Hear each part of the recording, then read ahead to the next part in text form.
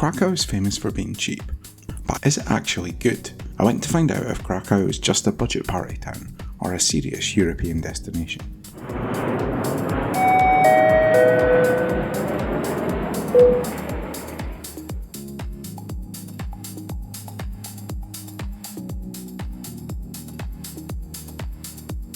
I stayed at Stradom House. It's a converted church, but the history isn't really the point. You get the spa, massive rooms. In the UK, this budget barely gets you a Premier Inn. It's also in the perfect spot, sitting right between the Old Town and the Jewish Quarter.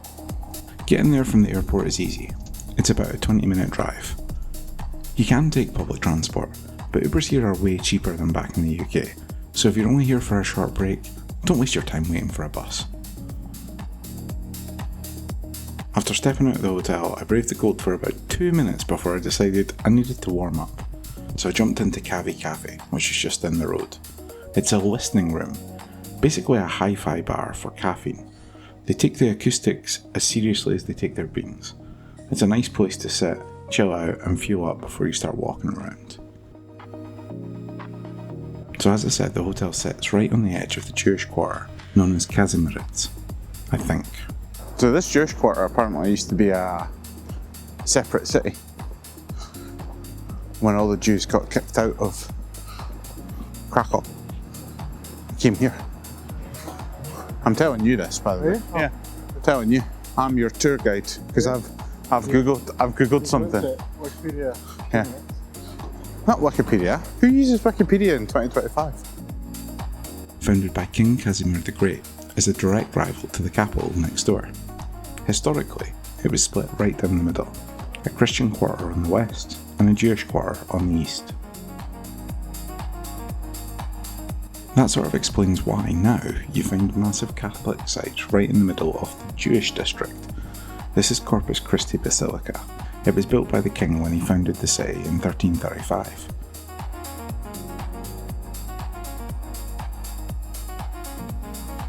Then, just a few streets away, you cross into the historic Jewish sector.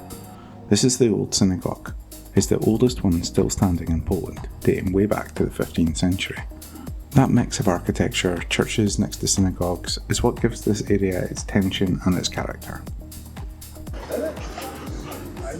You think it's not that cold and then the wind blows and it's freezing. Yeah, it does feel a little bit ghost towny. I get the feeling this is more of a nightlife area.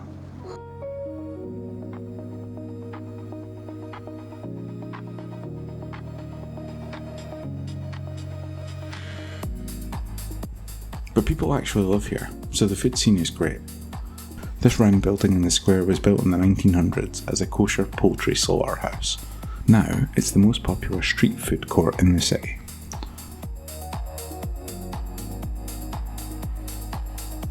I went for breakfast nearby at Hevre. It's a former prayer house, and they've preserved the 19th century frescos. Winter in Poland survival tactic is coffee, more coffee. Well, that's quite nice. What the hell you've got? Looks like you're drinking a tree.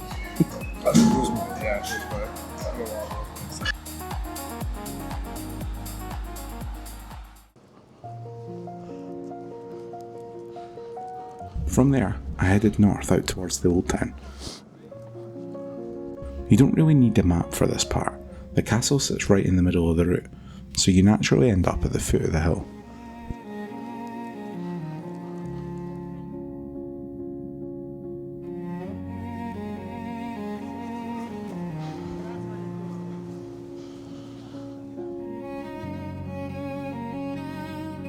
Wawel Castle sits on a limestone outcrop right on the river bend. It looks impressive now, but the location was purely strategic. For 500 years this was the political heart of Poland when Krakow was the capital. The architecture is actually a bit of a mess. Every king wanted to leave their mark, so you end up with a Gothic cathedral, a Renaissance palace, and Austrian military walls all smashed together. The standout feature is the gold dome. It's often cited as the finest example of Renaissance architecture north of the Alps. Basically, the king spent a fortune on it to show off. On the ground, I skipped the museum tickets and just walked around the courtyard.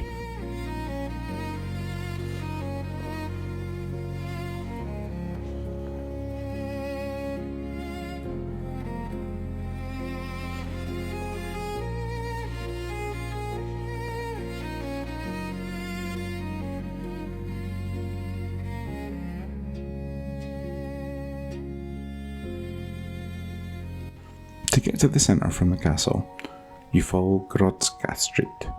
This is the royal route, the path monarchs took before their coronations. It's pretty undeniably touristy now, lots of souvenir shops and currency exchanges, but if you look above the shop fronts, the buildings are pretty impressive. You'll pass the Church of Saints Peter and Paul. You can't really miss it, it's the one with the 12 statues of the apostles lining the fence.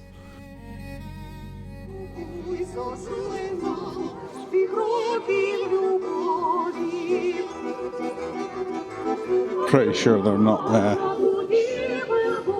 singing live. They're lip syncing worse than Cheryl Cole.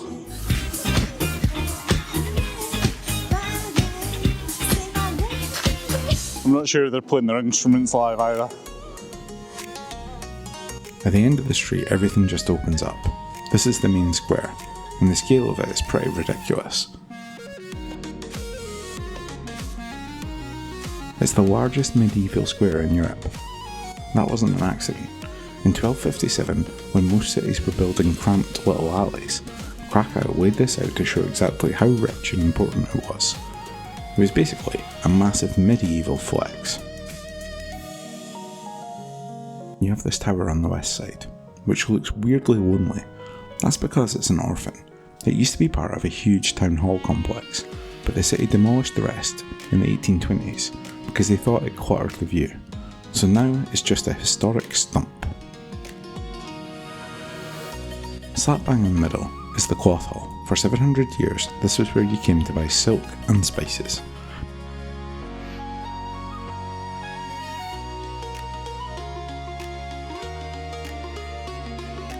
There's also a grim little detail in the central archway, a rusty knife hanging on the wall. The story goes that a builder used it to murder his own brother because he was jealous of his talent. And if you look at the basilica towers, you can see the proof. One is significantly shorter than the other.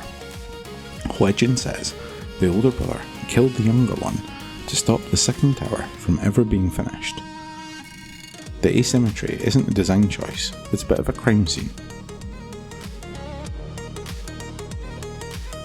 Before heading out of the old town, I took a detour west. If the square's too much, this is where you can go to hide. The University District, one of the oldest in the world. Nicholas Copernicus studied here in the 1490s. He's the guy that figured out that the Earth actually moves around the Sun. The architecture is this heavy red brick Gothic style, and it's usually pretty quiet compared to the chaos a few streets away.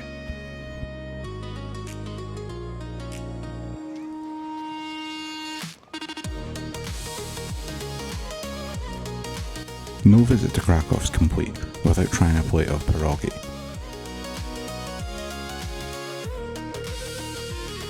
You know you've hit the edge of the old town when the stone stops and the trees start. When the Austrians tore down the defensive walls in the 19th century, they didn't replace them with housing. They planted a park. It's called the Planty, and it circles the entire historic centre.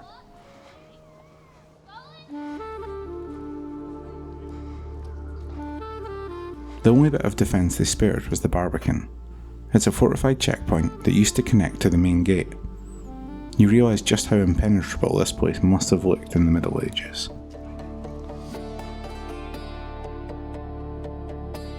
But you need to see the old town at night.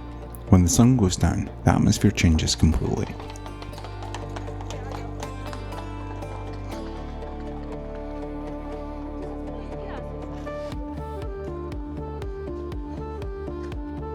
And if you're here in winter, the main square turns into one massive market. You'll see stalls everywhere selling smoked cheese and cranberries, but I went for something a bit heavier.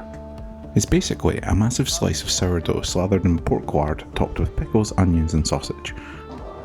I mean, it does look good, but I have no idea how we're gonna eat that.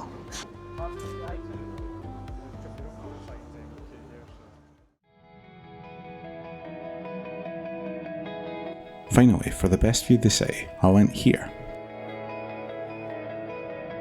It looks like an ancient burial site. It was built by hand in the 1820s to honour a Polish military hero. And you can see the star-shaped fortress that was built around it. The Austrians used it as a citadel. Oh, is that it? So if you want to go and see the little hill, you have to pay to come in the museum, which is all in Polish. Once you're at the top, you get the payoff. You can see the entire layout of the old town. Well, on a clear day.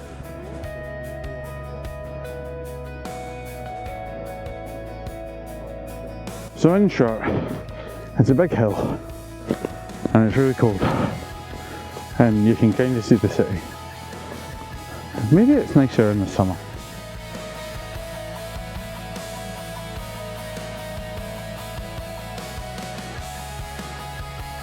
So is Krakow actually good? Honestly, it punches well above its weight. It manages to balance a heavy dark history with a lifestyle that feels genuinely effortless.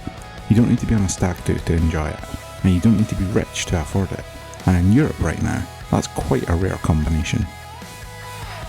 If you've enjoyed this video, please give it a like, subscribe and hit the notification bell. It really helps. Cheers, see you soon.